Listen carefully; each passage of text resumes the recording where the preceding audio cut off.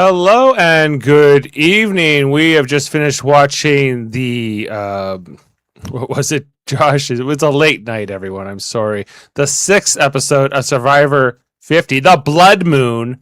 But here on Super Mario Brothers Podcasting, we're just getting started. Whether you join us live on YouTube, Twitch, or Facebook, or catching the audio version wherever you get your podcasts, our mission to watch every merge, blindside, meltdown, and masterstroke continues as this season features the largest cast in Survivor history, 24 returning players from across 49 seasons.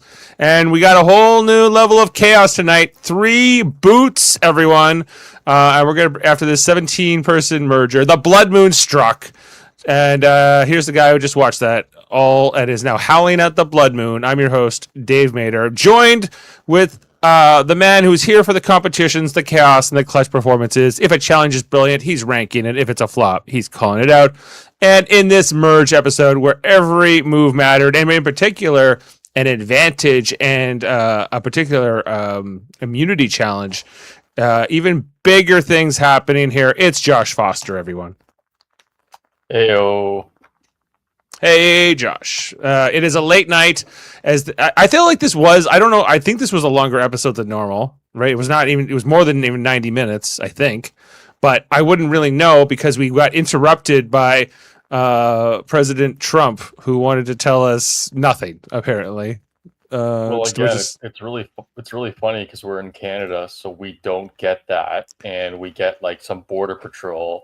Yeah, it flipped to Border Patrol in Canada. It's like old reruns. I'm not watching it, but I'm just like, so I left for a bit. I come back, whatever, right? I'm fast forwarding, and it's just like, it's always just, some traveler with some agent, and they're just searching their bag, and it's like, you know what I mean? Like, could be drugs. Like, you didn't tell me about these mushrooms, did you? No. And then they're like, well, you might have to pay a fine, and then that's usually the episode. Pretty much, because we're so loosey goosey apparently compared to. Or it'd be like, we're gonna have to confiscate this, and that would be that. So that's normally. And have a good day, y'all. Or have a good day, eh? Yeah, it's okay. You can come to Canada. Don't be too scared. It's like there's an American version, a Canadian version. The Canadian version is much nicer.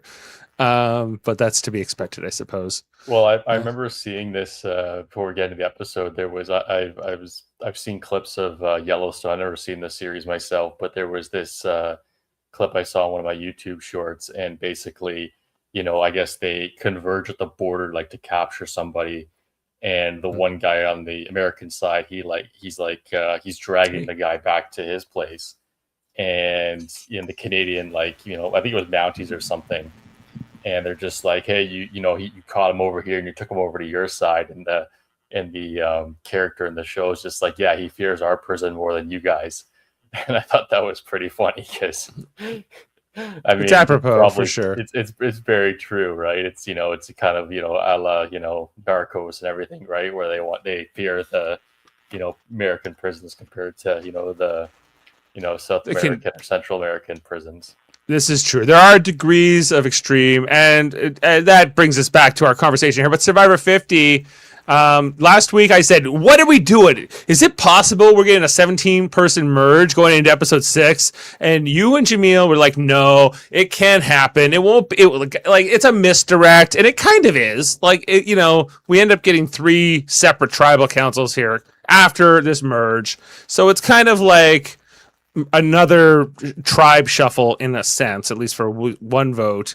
You also have this advantage here that I guess was not totally in the cards, that we have 17 people, so to do 3 tribals of 5 people, we need to take 2 people out of the mix. Ozzy gets this advantage in the merge and has to take a friend to Exile Island, which we wondered if that twist would be back this season.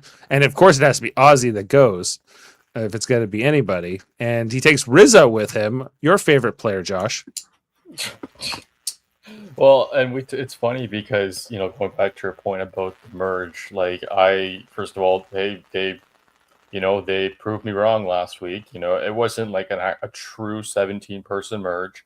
Went from 17 to get an advantage down to 15, down to 3 tribes for 3 tribals. And even I said I think it was last week, where There's how many episodes left? They're going to have at least 2 or 3 episodes where they're going to have multiple vote outs. And they proved me wrong. And, it was three this tonight. And, I didn't see that coming. That was, I mean, again, it was, first time for everything. And, Right.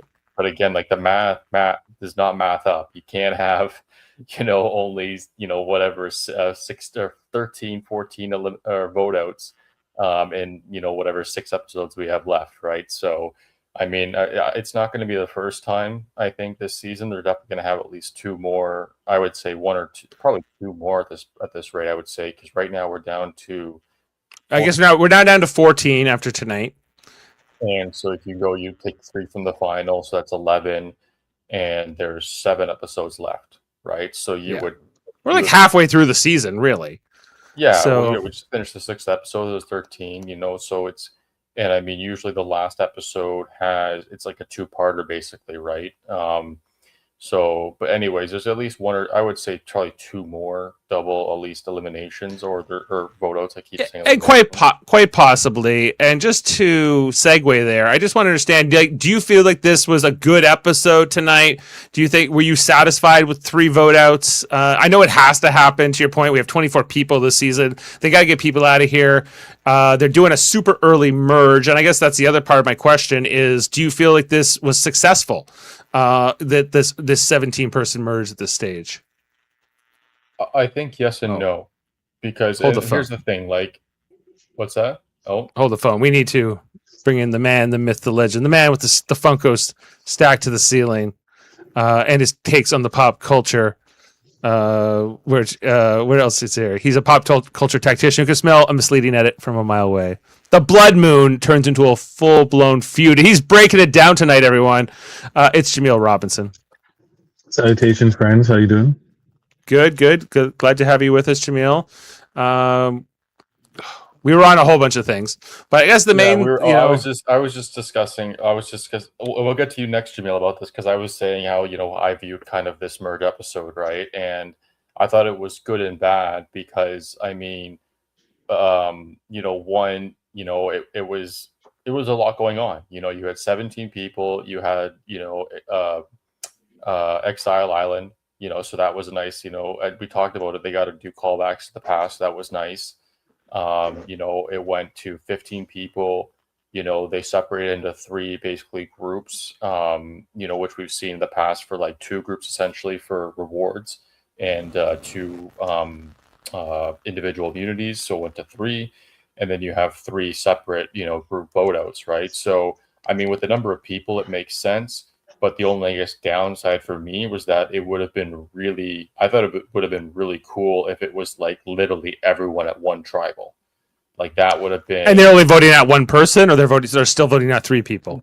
No, I think that they'd have to do something to get more than one person, like have consecutive. I don't know. What if you did have everyone like 3 vote outs? There's 17 people at the tribal, and it's just whoever has the top 3 votes, like 3 most amount of votes.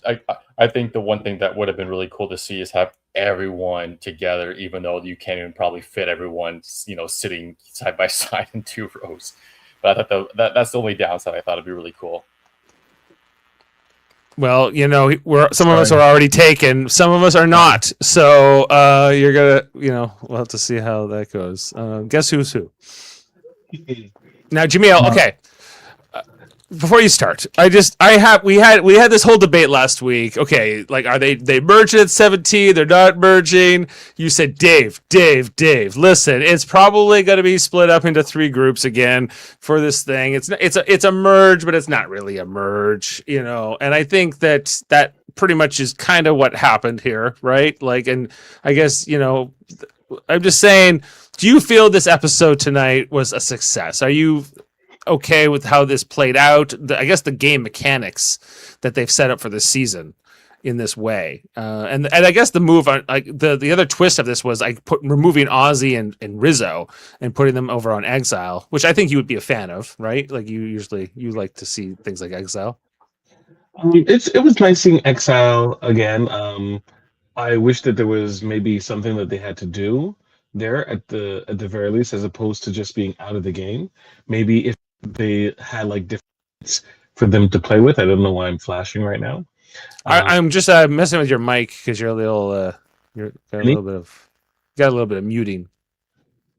Yeah, I put it on because joyous laughter in another room, which is always nice to hear. But okay, you fix that. Regardless, um, it would have been a nice touch if they had like an hourglass there. That would have been fun. At the same time, I think the way things played out is of really what I think is the best case scenario for everyone involved, minus a lot of the old school people with one of the eliminations. But a lot of the ongoing narratives are still present. We only got a resolution of one, really. Um, but I thought the way that this episode went, more or less, minus the interruption, was pretty good, pretty fast paced. We already knew what the challenge was, so it was just a matter of when we saw how the tribes were split up and how that kind of it was pretty straightforward as to who might win or who'd be near the end. We got a classic sponsorship in an episode too. This was a match. Oh yeah, like but this whole Trump thing interrupting the whole friggin' thing. Like I would have pulled such great Applebee's clips here tonight, and I didn't even have time. Like so, we're starting here. Like it's almost 11. You know, it's not right. And if you're gonna use this presidential power to interrupt all the networks, at least have something new to say. You know, like he comes on to tell us everything he would say in a normal press briefing, basically in a day, which is nothing. But that's besides. He talked about the shuttle launch, which Okay, sure, obviously but he could have tweeted about that or whatever, right? Like about most. This was all kind of why couldn't he have just like done a live stream on YouTube like us for whatever he had to say tonight? There was nothing that he was like. He just has this power to like take over the networks and like interrupt Survivor again. And to give us announcements that mean nothing. Like last time, it at least was just as bad. It was just as like everything. Like you all hate me and you think that it sucks, but you're wrong, and everything's actually awesome. And then Foster's not seen any of this. He's just watching the Border Patrol show over on Global on the. I'm not even watching. I stepped away to do something. I come back and I'm like, okay, it's caught up now. I can skip through, and then it's Border Patrol. That's how I found out. I'm like, oh. Well, it's definitely not over because I know it's not. So I got to go on Twitter and I would like, hey, that's the reason why. Pause it. Wait. Skip forward. Still not done, but, so there, and here we are.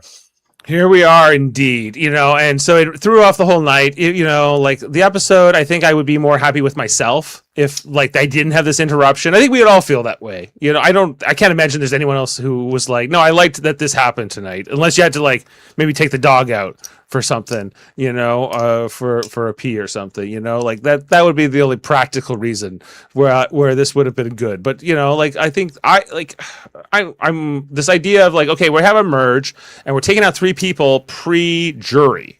And I think the strategy of that was kind of compelling for me tonight, that we get okay, I don't want this person on the jury because I don't think they'll vote for me at the end. And I think in particular the Jonathan tribe, his swing vote that ultimately gets Camilla out of here. He's just, and I think that this idea like, okay, Camilla and Tiffany, right? Is that yeah, that's right. Yeah, Camilla and Tiffany, they're not going to vote for me at the end if I get to the end. And I was like, well, that's probably true. So we'll see how this plays out for Jonathan moving forward. But I think that was like the most interesting game dynamic in terms of how they structured this twist tonight, in terms of like, okay, we're merged, but then we're taking 2 pieces off the board right away, and then we're gonna do like basically 3 tribals. The only thing I'm really frustrated with this, like how they did this season, is that after they all did their tribals, they all had to go back to their beaches, and then they don't get to meet up again until the next morning. And then they do the proper merge with probably a merge feast.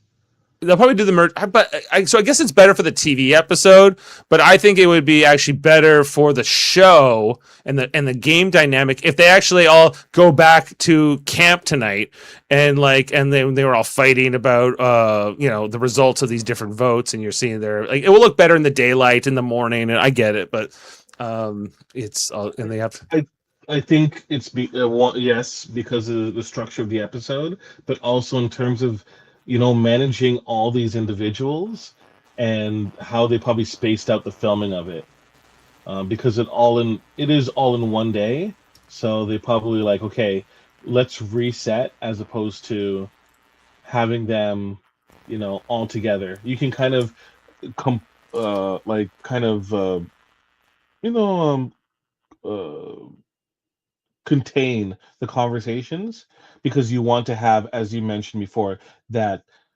come together where everyone kind of assesses what happens, right? it will look better in the morning than it will in the nighttime vision. I get that, but I think it'd be more raw emotions. You get more explosive arguments. I think if you go right back now tonight, and I guess if they're going to do this, like a lot of the criticisms we've had at this stage in the new era has been about, okay, they're merging, but they're not really merging. They get them together for like 5 seconds, and then they split them up into two teams, and then they send them into two different beaches, so they're not really merged. At least they're like, okay, we're merging you all together here at 17, and you're gonna spend a whole night together. You're gonna or like a day, basically like better part of a day, and then into the next morning before they went into this. Here's the clue that to look for the advantage that ultimately Ozzy gets. Rizzo just misses it, right? So I guess they gave all these 17 people a chance to have this whole dynamic with each other for at least one day, right? Yeah. So I think that was a good thing. In a season where they have to get 24 people out of here really quickly. And in a season, especially a returning season, I think that this is better. But I don't know if I want this in like a normal Survivor season with a whole bunch of newbies. I'm kind of tired of the whole 3 tribes. I would rather they go to 2 tribes. Like going into tonight where they had a whole bunch of these 5-person tribal councils where a bunch of people had to light their torches for the first time because they hadn't been there yet. I'm like, yeah, you're merging really friggin' early here. And a lot of people didn't get to go to tribal because 2 tribes are always safe. We get these smaller tribal councils now in the new era where there's only like 5 or 6 people, and there's really only 1 or 2 people that are going to be like sort of up for it, right? Where like I miss like the big tribals, the 2 tribes of 8, going back and forth, the competition between the 2 tribes. Like that so I guess for returning season, to stay on the positive end, this is better. I think that this, like, let's just get to the merge, let's get to that, because these people all know each other anyway, so let's see how the dynamics are going to work.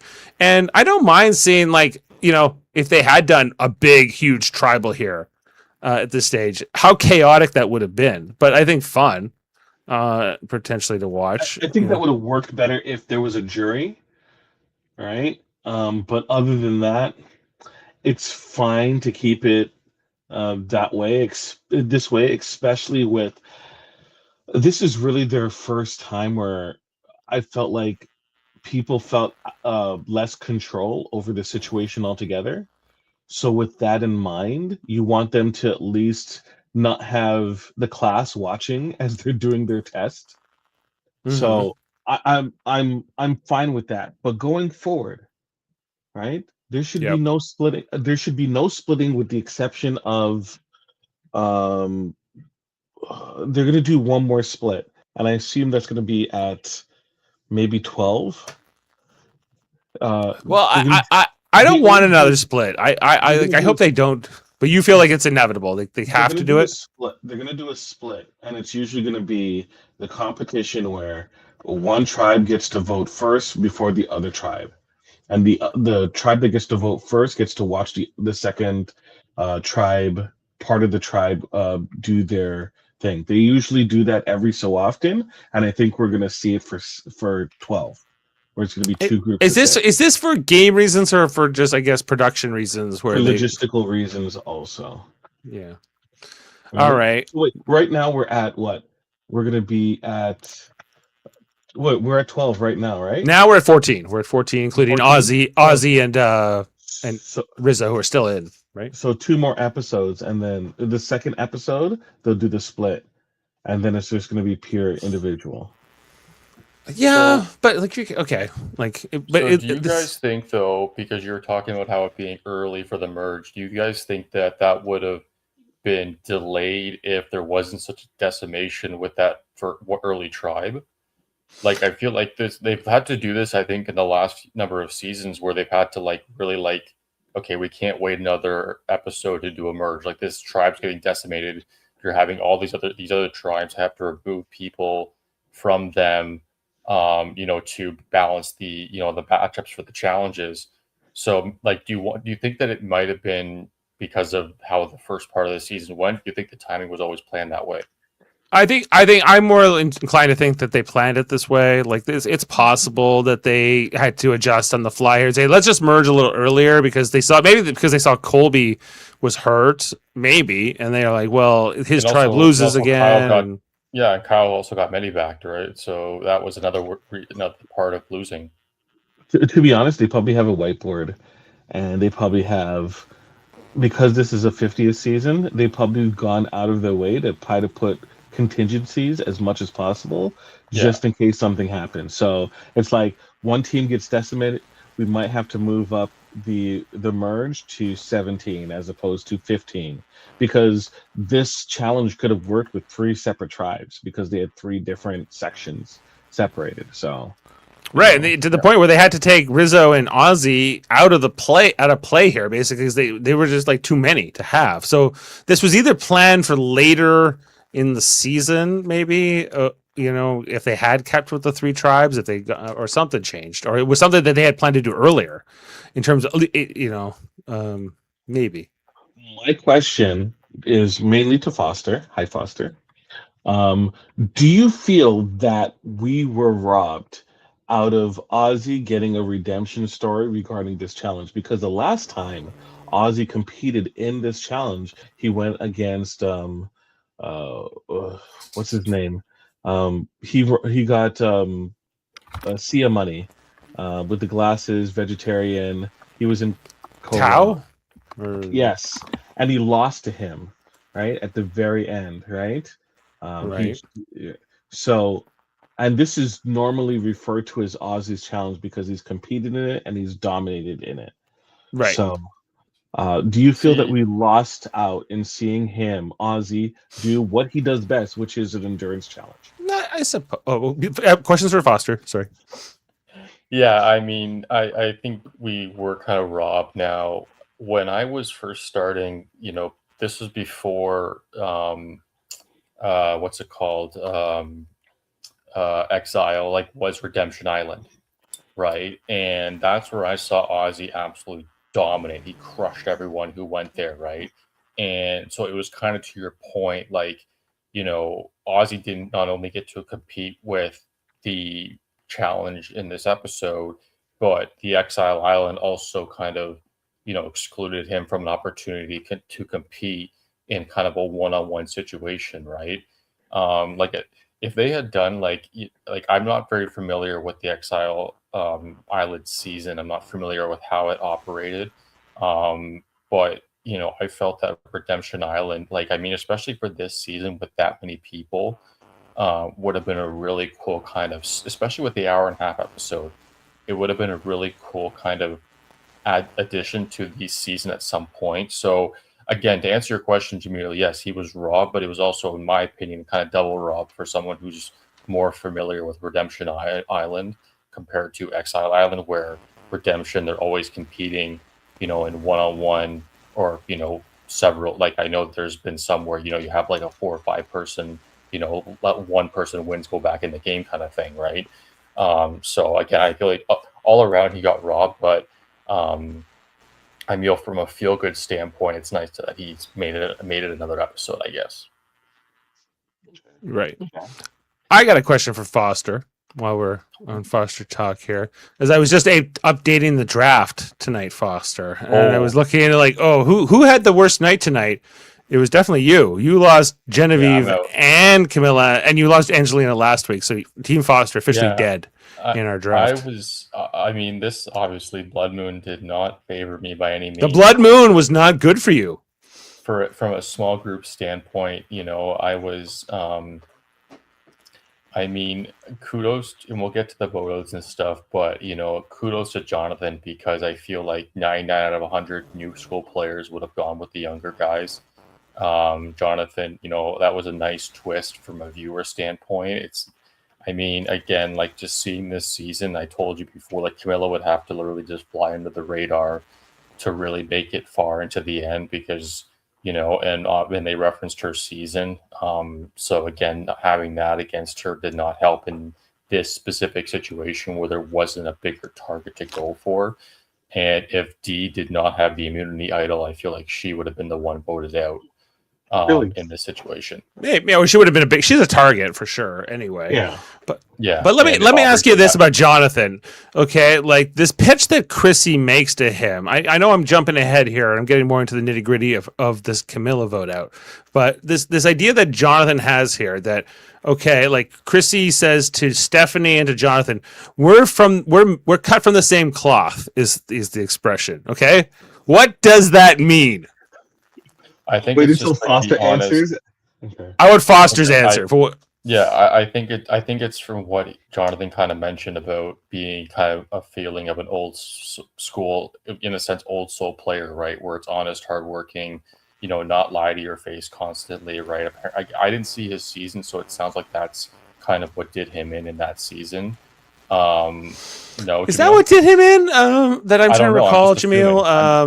I'm just assuming, like I don't know. Right? He was a target his whole season. Well, he says he wants to play different, right? Yeah. But I think what it came down to, I don't think it was what Chrissy said. I think what he said was best, where Chrissy was the easy vote, but that's not going to get you the win, right? And he took this opportunity to take out Camilla, which would be better on his resume. It was more of a risk reward situation. And I got that. I got the logic of that. And he even acknowledges I'm going to have some fallout with some other players. We see like Tiffany and but it was also like Dee and some other players are going to be very pissed at Jonathan after this. And but he said either way I'm going to piss off people depending on what side I take here. So we'll see if the fallout is worse than whatever upside he thought potentially to side. Mad at him for one episode and then it'll be done. Like it's a nothing burger in my opinion, right? It's not. So is are Chrissy and Stephanie basically the old school and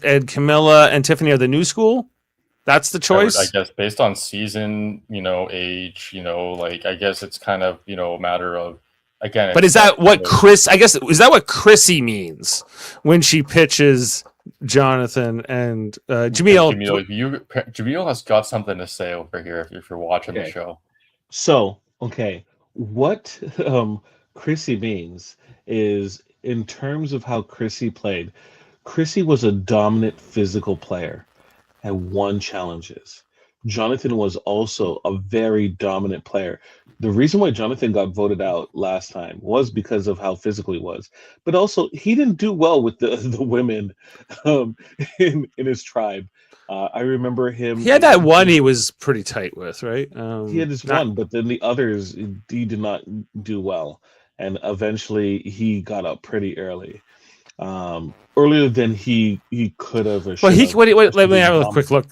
Jonathan came like fourth in his season, and it was he was tight with Lindsay that season. Lindsay went out right before him, and ultimately Marianne won. Beating out Romeo and Mike Turner. But so you're saying the cloth is that these are big physical competitors. That's the type of player that they are. That's what Chrissy means. In comparison to what type of player is Camilla?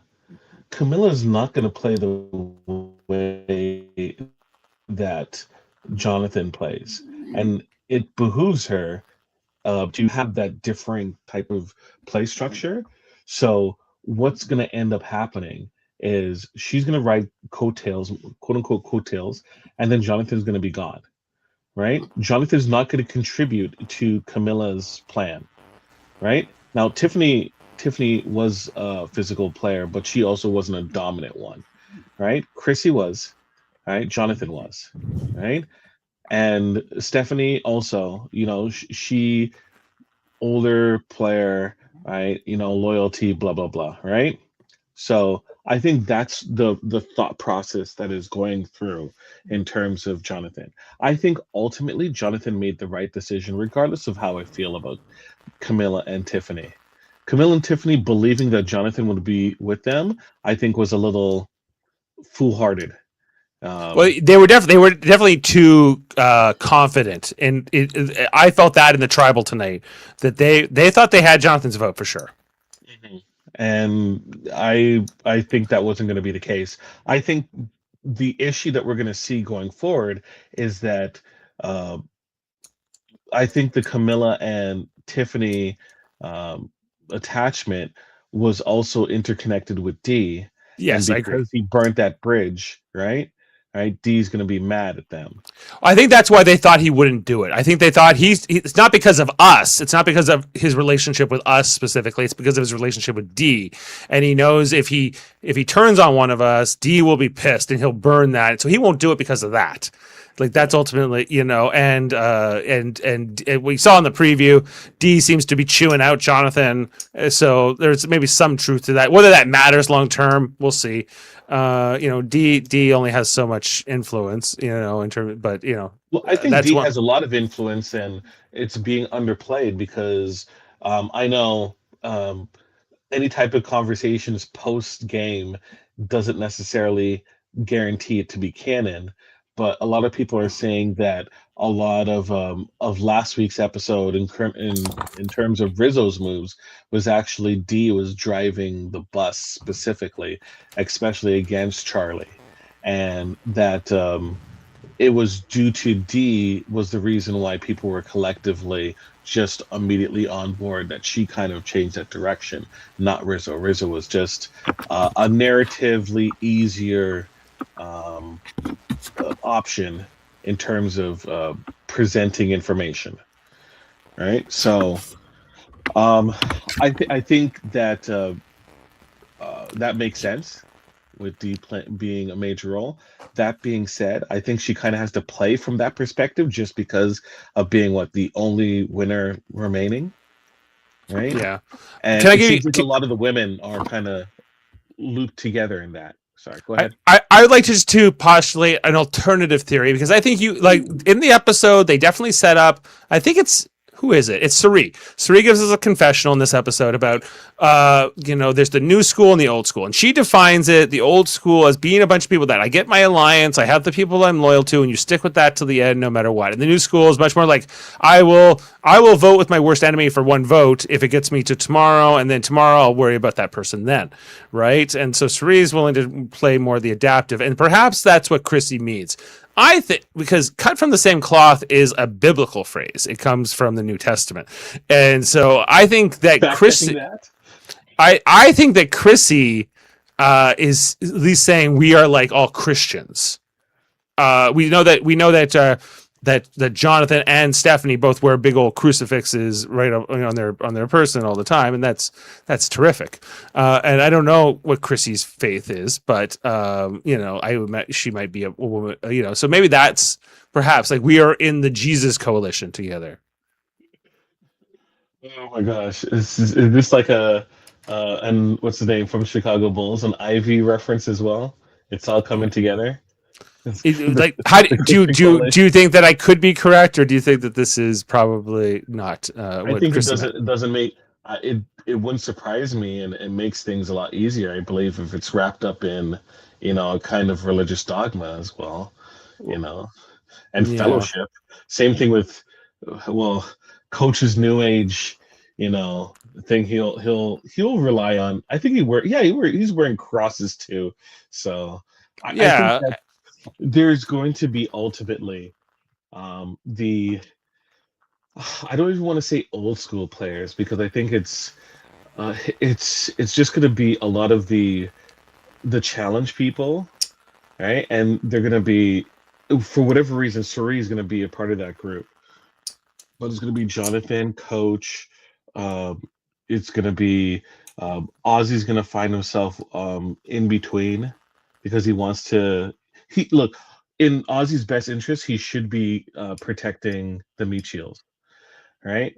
Because slowly but Yeah. surely, you're going to be running into individual immunities, and you know, people are going to be gunning for Jonathan, gunning for all these people. Right. Well, thanks for being with us, Worldmind. Thank you for joining us, Worldmind. As we break this all down. This is very scientific stuff. If you're following anything, let us know. Or if you have your own takes. I think that, like, okay, so whether or not you team up because you're like, hey, let's make a women's alliance, or let's make a bros alliance, or let's make a religious alliance. I guess this is all fair game. I just was trying to understand sort of what, is Jonathan playing that into effect? Does he want to work with Stephanie and Chrissy moving forward, or was this just a one vote thing? Because he's going with the old school people. Right? If the old school game is loyalty, I think whatever is more convenient. So he wants to bring a new school attitude to the old school alliance. I think he wants to show that an old dog can learn new tricks. So okay, what designation is Christian and Devin's? Are they old school or are they new school? I would say they're old school. But I don't think that Christian is on the same page necessarily with a coach But coach isn't in his alliance. He isn't, but so I don't think there's just an old school and a new school alliance either. I think that there are maybe a couple alliances in both like schools of thought, if you will. The Venn diagram has overlaps that people will see. Right. And I think that's what it more or less is versus just two sides. Yeah, I don't think. You're right. It's more complex than there being two sides, and I guess the result of Jonathan's vote here in getting out Camilla, is it just pissing off the strong allies? If it's Dee and Tiffany, like how much is Sari gonna care about Camilla going? Sari doesn't care one bit. How much is Rizzo gonna care? Or Ozzy, I don't think that, right? Remember how Camilla was a little iffy on Rizzo before? I think this could even be good for like some of the members of that alliance, or whatever exactly it is. I guess there's like the Sari alliance is how I'm starting. Like it's kind of like being the head of a family right now. There's so many players now in this merge thing, and I guess there's a couple factions here. I guess. Who else is out there? I don't know who is Coach with. I guess he was with Colby. When they all meet, it's going to be Joe. It's going to be Coach, Jonathan. They're going to try to pair up at the very least, right? And then you have Chrissy, who is going to be a part of that, and maybe Stephanie. But right. Stephanie's also going to be with Ozzy, but Ozzy's also with Emily and also with Christian. And Christian's kind of with Emily and Devins, but not or at least, And then Sari's there, then Rizzo's there. And Rizzo has a good relationship with Dee, but how good is that relationship going to be? As we saw in this episode, and anyone who didn't really watch this episode, we didn't really talk about it. But once they all merged together, there was a lot of sharing of information. And people were not shy about it. That practically everyone knew where everyone's pieces were, with the exception of two things, and that was very little. Was only things that people had only kept to themselves, like Genevieve, second idol, Boomerang idol, that she was hoping to come back to her. She took that to her grave tonight. No one knows that she told Rizzo she didn't give it to him. So Rizzo now has this idol, and now that she's voted out, Rizzo just gets it, right? Like forever. No, it doesn't boomerang back to anyone.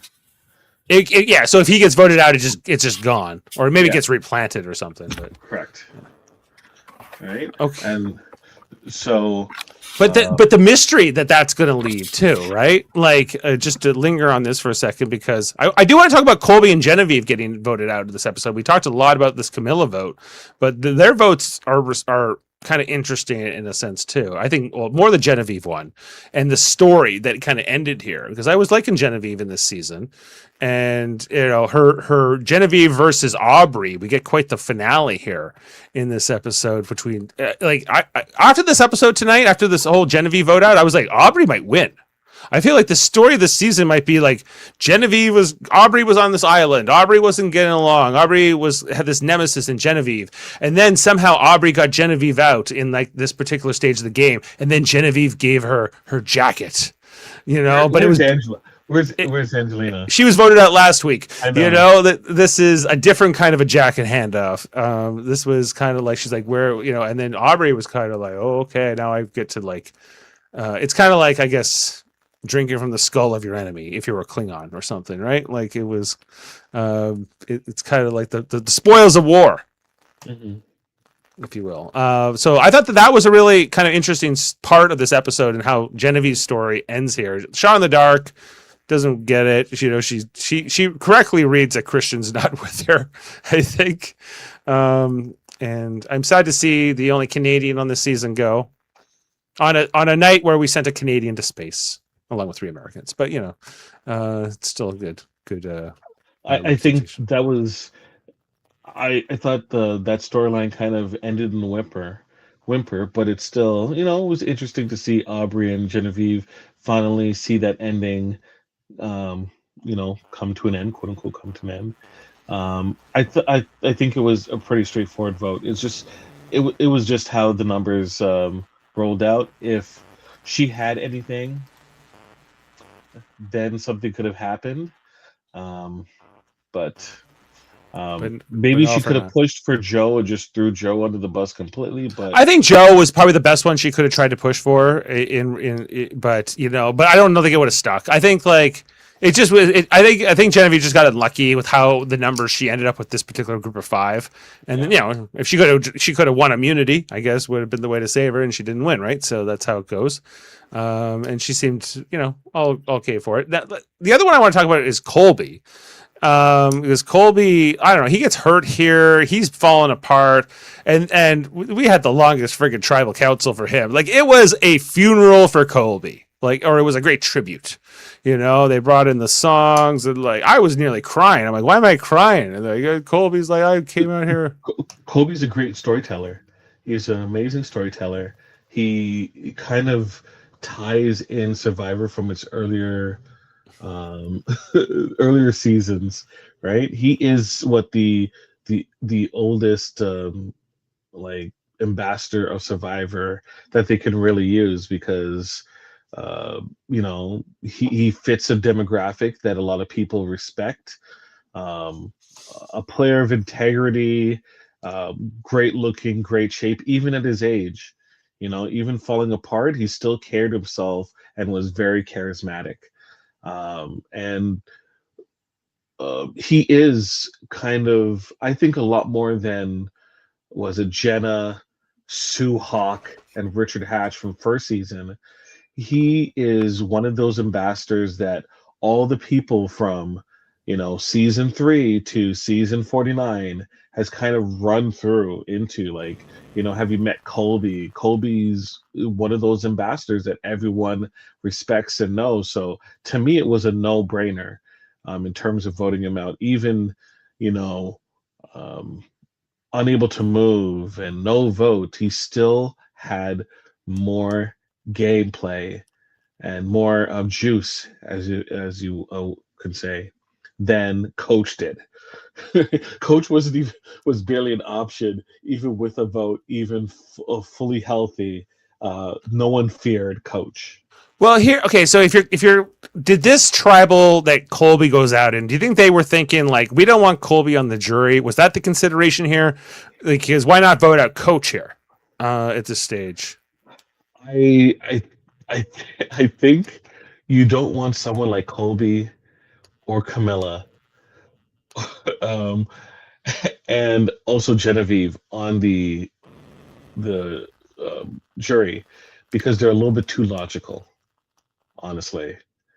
Right? I don't know if Camilla is purely logical. I would think so. I think she's a little bit too logical, and that's why someone like Kyle won a season, because he was able to kind of not be so game body like Camilla was. Well, it's hard to say, because she voted once as a juror, and she voted for Kyle, who was her number 1. So she voted for her number 1 to win the season. So it's hard to say. I think throughout the season, did she foster the connections that Kyle did? Kyle was close to Joe and Ava, right? Not because just it was strategically good for them, is that he genuinely built a relationship with those individuals. Who did Camilla build a relationship with? Kyle, and that was practically it. That's true. But in this season, she seemed to have some irons in the fire, but she seemed overconfident in the alliances she had. Stephanie was painting her as this, like, she says one thing to you, but she's actually a backstabber. She's kind of a two-face. I don't know how much you were buying that, or if that was just Stephanie trying to, position this vote the way it went. But I think that they just know that Camilla double talks because she's a very strategic player and she is whip smart. And just watch what you say around her because she's gonna weasel her way through your words to figure out exactly what you mean. I think more of that than saying that she's kind of two-faced or something. okay. Foster, anything to add to the Colby and Genevieve eulogies here? No, I mean, based on the circumstances, like it kind of is what it is. Like, I feel like if it was a bigger group, they all would have survived, even and Camilla as well. It did not fall in their favor with regards to who they were with. They all kind of got voted out for, in my opinion, different reasons.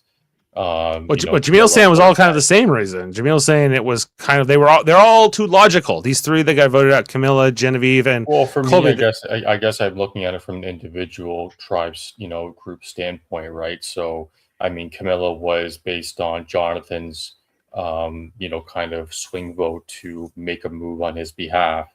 When it came to Genevieve, because Aubrey had the idol and she had been posing as a threat very similar to Aubrey. She was kind of the easy or the logical. It was logical, I admit, Jaemeel, but it was the better choice over Joe, being not as a social threat, if you will. So again, it was based on the tribe dynamic, right? It was it could. Well, Genevieve says something interesting in her exit where she was like, "Well, I was doing so well, and then I lost this draw." And it was this just kind of like, okay, we all get tossed into these tribes of 5, and if I happen to end up on the wrong side of the numbers, that's just my fate. I can play my shot in the dark, but ultimately, maybe is that what takes out Colby and Camilla and Genevieve here more than anything? I feel like with Colby, it was more of a again, Jaemeel probably disagrees with this, but I think him not having a vote was kind of the biggest deterrent for him and also being injured. Personally, he has no vote. He's injured. Everyone likes him. Who wants to let this guy get to the end anyway? Yeah, but I don't think he would have made it to the end. I feel like that was an opportunity to. I mean, personally, I would have wanted to take out Coach, but also too, with how volatile Coach can be, and you see it in the preview of the next episode, it's better to keep someone like that around because it takes the pressure off you or other people. So again, I feel like just based on the circumstances of each group, it's like you said, maybe to your point, Jaemeel, it was the logical choice if you want to kind of simply put it. But in my opinion, for different reasons, though, I guess is another way to kind of, describe, how it kind of worked out. Because as you said, bringing up Genevieve, Dave, if it was drawn differently, again, or it was in the big group, I feel like all 3 of those would have survived. Yeah. If Genevieve was with Colby, on the same tribe, then that would have been fine, right? Well, if Colby ends up on a tribe of 5 with a few more of his allies, if he's on there with Joe and he's got Joe and Coach with him, he probably isn't voted out here, no matter what. So it's kind of that's what I'm kind of saying here is that it's it's the luck of the draw a little bit. And we've seen that before where they do kind of tribe swaps where you have the predominant one tribe have 3 of or 4 of the 6 or whatever it is. And that kind of leads the vote, right? So you kind of can get, share the luck in that sense as well.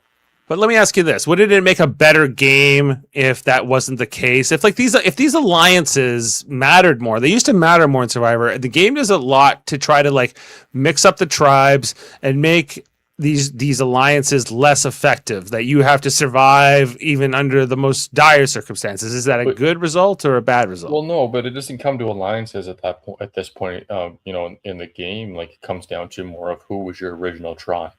like who do you know personally more, and who do you? Well, that's still an alliance, though. At the end of the day, Yeah, that's who I you're. guess in that sense more. I guess more so common interest or goals. Who are my allies, and are they with me in this particular in this tribal? Most of my allies are gone.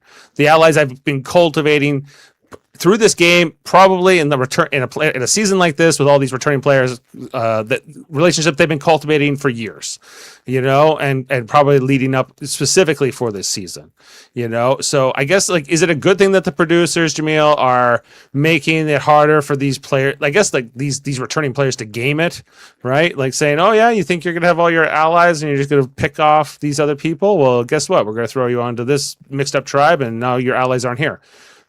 But I think part of the social aspect, and Jonathan was really working on it before the tribes were split apart, was that you can't just rely on your alliance. You also need to get in bed and have conversations and make connections with other people because of this very reason.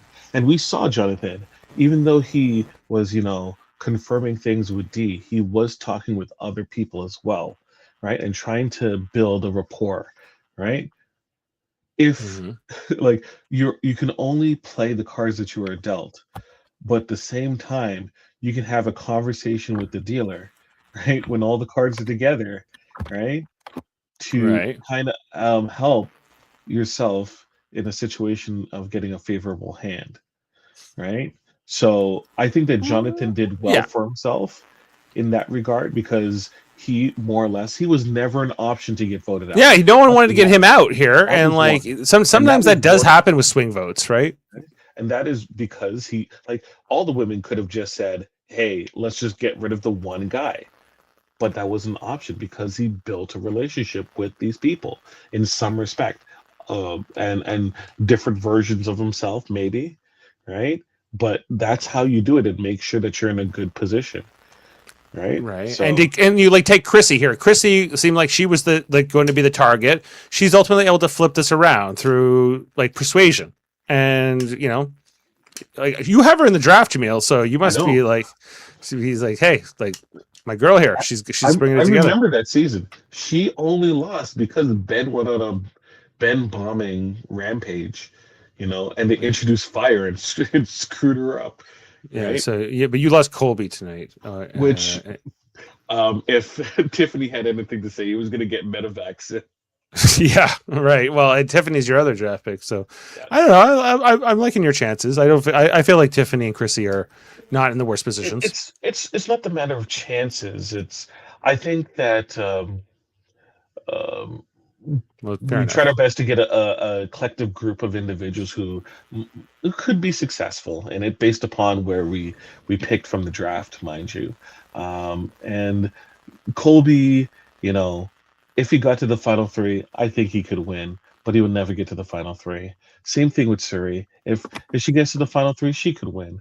Why wasn't she targeted tonight? Like that was the other one. I was like, because she talked to the dealer before the cards were dealt. Well, that's true. She's reading the counting cards. Okay. Just before, like, I know we're coming up on an hour, so and it's been a late one. So just the other things we haven't talked about from this episode. With the challenge itself, Foster, did you like the challenge? We've seen this before. Like you have to hold your feet on the pegs, and the way this played out. I mean, again, as I've mentioned, like this is one of the the few kind of repeated challenges that I'm fine with. Like they're good. It's a staple. Like it's one of those ones where you kind of look for it every year, and it's whether it's going to be a battle or not remains to be seen as it relates to two people going all the way.